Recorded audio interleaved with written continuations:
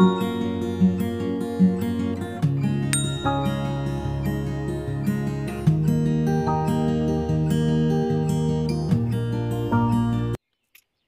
सुप्रिय दर्शक आमी नीलकमल और बिউটি অফ নেচার ইউটিউব চ্যানেলে আপনাদের সবাইকে স্বাগত। প্রত্যেক মাসের প্রথমেই আমি ড্রাগনের পরিচর্যা নিয়ে একটা ভিডিও আমার চ্যানেলে দিই। সেই একই রকম ভাবে জুন মাসে আমাদের যে ড্রাগন গাছ কি অবস্থায় আছে তার আপডেট, আর এই মাসে আমরা কি কি পরিচর্যা করব যাতে করে আমাদের ফল আর ফুল প্রচুর পরিমাণে আসবে, সেটা নিয়েই আজকের আলোচনা। তো দেখুন, আমার এই যে বাগানে বেশ কিছু ভ্যারাইটির গাছ আছে, প্রায় 120টার ওপরে। তো সেটা আপডেট এখন আপনাদেরকে একটু দেখাই। আমার বাগানে দেখুন যে প্রায় প্রত্যেকটা ভ্যারাইটিতে ফল সেট হয়েছে, কিছুতে আসেনি, কিন্তু ম্যাক্সিমামেই ফল আসছে, ফুলও আছে।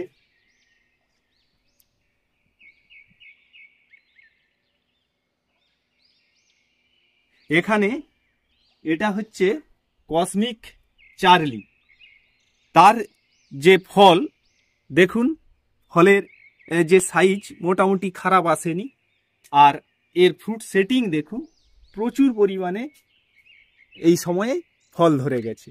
ওখানে আছে 4টা, এখানে 3টা, 7টা ফল অলরেডি এ ফার্স্ট লটে এ ধরে গেছে। তারপরে এটা হচ্ছে একটা খুব ভালো জাতের ফল, সেটা হচ্ছে লিসা, এরও কয়েকটা ফল অলরেডি সেট হয়ে গেছে। এই লিসা হচ্ছে ড্রাগন গাছের মধ্যে অন্যতম একটা ড্রাগনের ফল যাতে প্রচুর পরিমাণে অ্যান্টিঅক্সিডেন্ট আছে।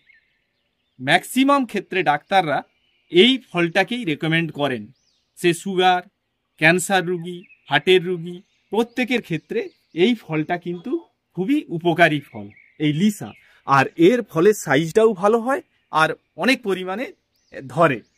তারপরে যেটা আছে দেখুন, এটা হচ্ছে ফিজিক্যাল গ্রাফিটি, তার এখানে এই ফুলটা গতকাল ফুটেছিল আর ওদিকে একটা ফল সেট হয়ে আছে। তারপরে যেটা আছে সেটা হচ্ছে থিক কিং। এই থিক কিং এর ফুলটা দেখুন এইরকম একটু অন্য ধরনের হয়, আর লক্ষ্য করলে বুঝতে পাচ্ছেন যে যেখানটায় ফল সেট হবে এই জায়গাটাতে, এই জায়গায় দেখুন কাঁটা কাঁটা আছে, এই রকম একটা ফল ওখানে সেট হয়েও আছে, আপনারা একটু লক্ষ্য করুন। তো এই রকম অবস্থা প্রায় প্রত্যেকটা গাছেই। এইদিকে এই একটা গাছ দেখুন, এটা হচ্ছে শ্রীলঙ্কান রেড। এই এর একদম ডগাতে দেখুন 3টা ফুল, আমি 3টা ফুলই রেখেছি। এটা হচ্ছে আসন্তা 5, আর এইদিকে মানে এইটা এইদিকে ক্রস করে আসছে আসন্তা 5, আর ওটা হচ্ছে এই ডালটা, এইটা হচ্ছে আসন্তা 5 রেড। তাদের ফলের সাইজটা দেখুন এখনই ভালো সাইজ হয়ে গেছে, এ আরও বাড়বে। এইমাত্র ধরুন এইটা দিন 7-8 হবে ফুলটা ফুটেছে। তারপরে এই একটা ভ্যারাইটি দেখুন আজকে এর ফুল ফুটবে, এটা হচ্ছে এল গুরিলো।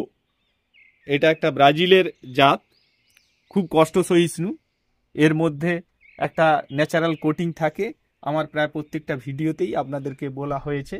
তো এর ফুলটা মানে বেশ বড় ফুল হয়, এর ফুলের সাইজটা যদি আপনারা লক্ষ্য করেন অন্যান্য ফুলের থেকে বেশ বড়, অনেকটাই বড়।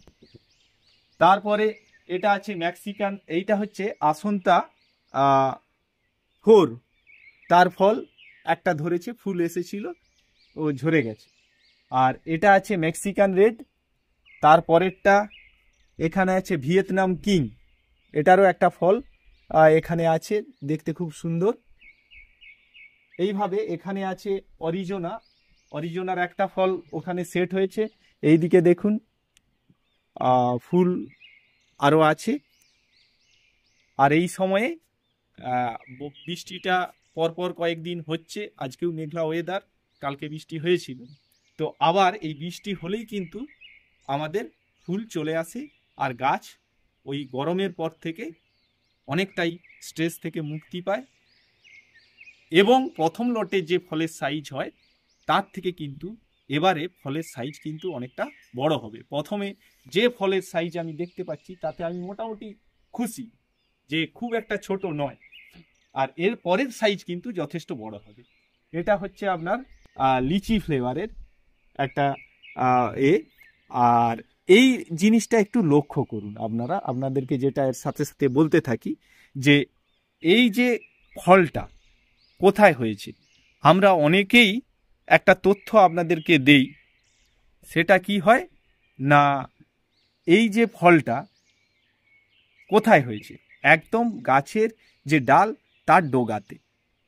আমরা বলি কি যে আপনারা এই যে গাছের ডাল ফল হচ্ছে না, আপনারা ডগা কেটে দিলেই ফল হবে। আর আমি কিন্তু আমার আগের ভিডিওতেও বলেছিলাম, এখনো বলছি, যে ডগা কাটবেন না।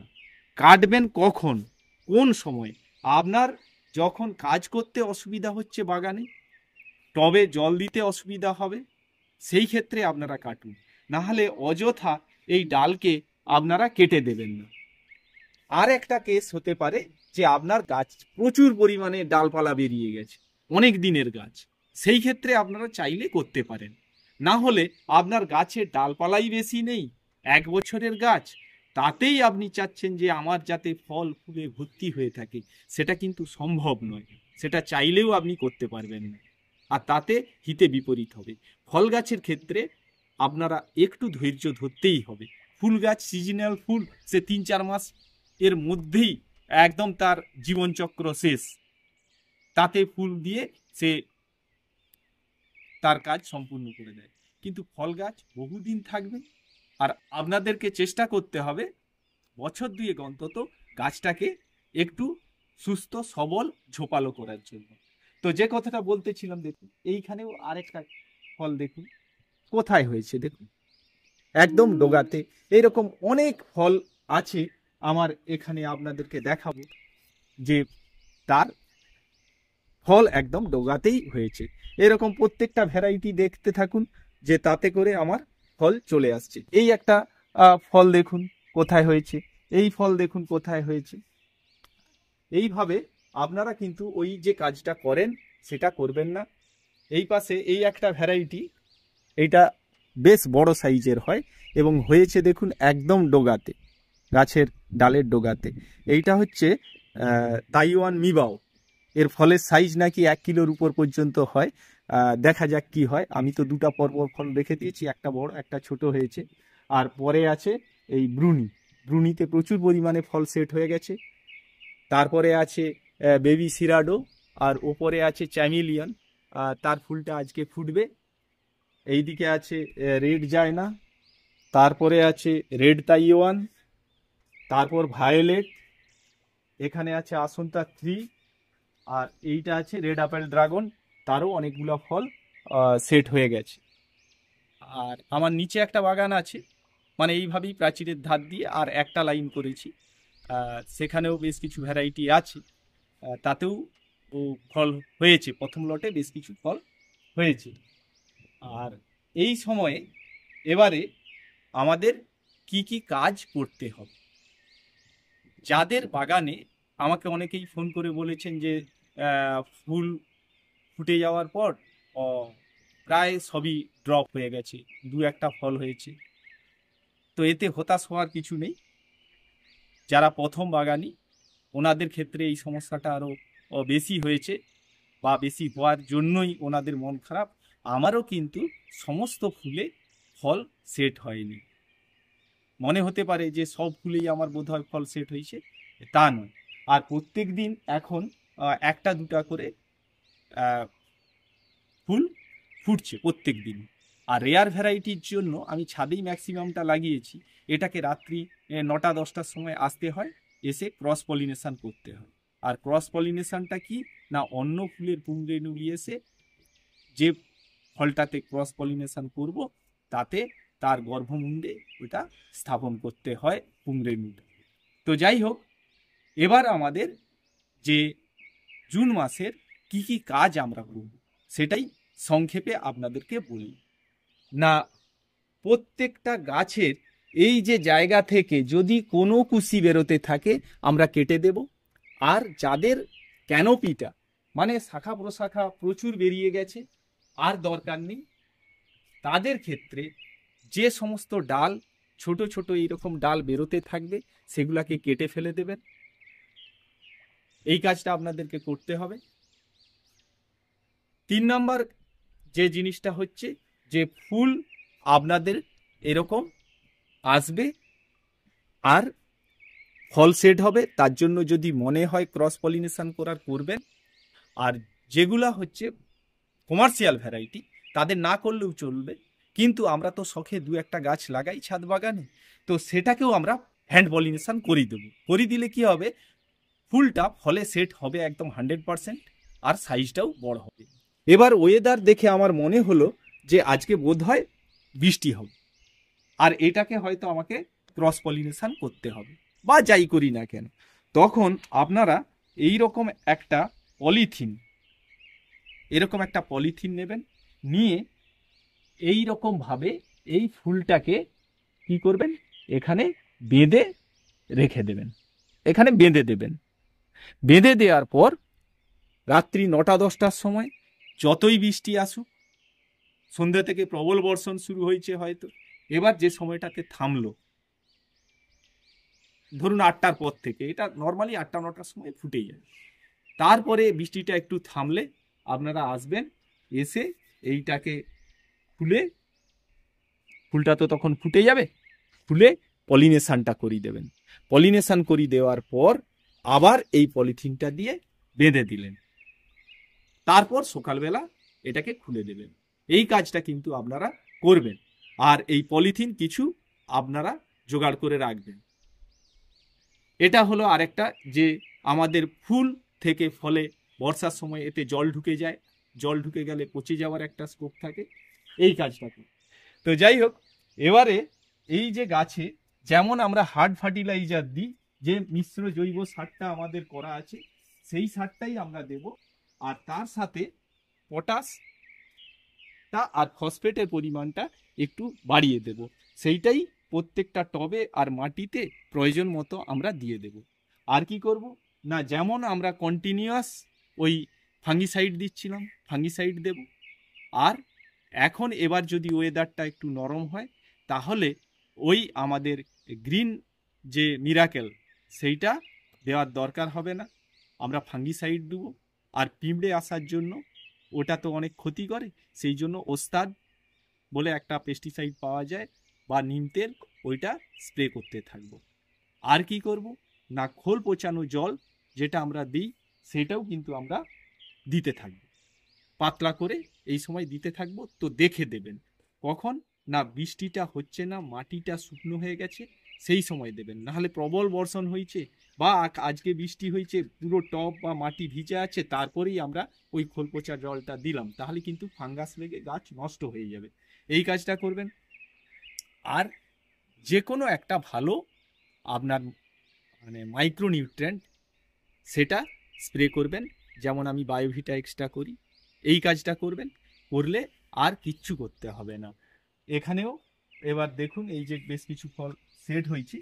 আর একটা কথা যেটা উপরে আমি দেখাতে পারিনি, সেটা হচ্ছে কি না, এই যে ফলটা সেট হয়ে যাওয়ার পর তারপর কিছুদিন হয়ে গেলে যদি আমরা ফুলটা রেখে দিই, এইখান থেকে দেখুন পচন শুরু হয়েছে, এরও এখান থেকে দেখুন পচন শুরু হয়েছে।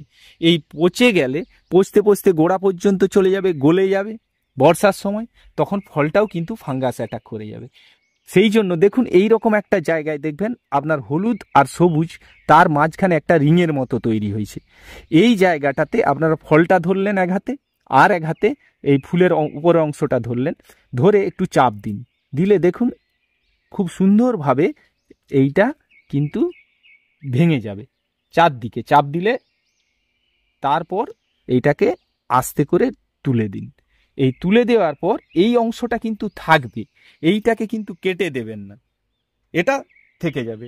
এবার এইটাকে ফেলে দেবেন। এইভাবে প্রত্যেকটা ফুল আর ফলের এটাতে এরকম করে চাপ দেবেন।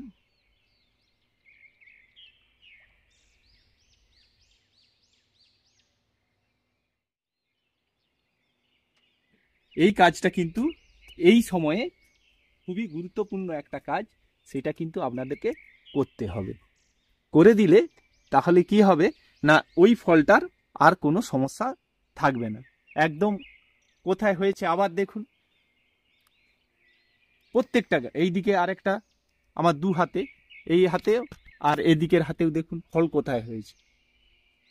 হ্যাঁ,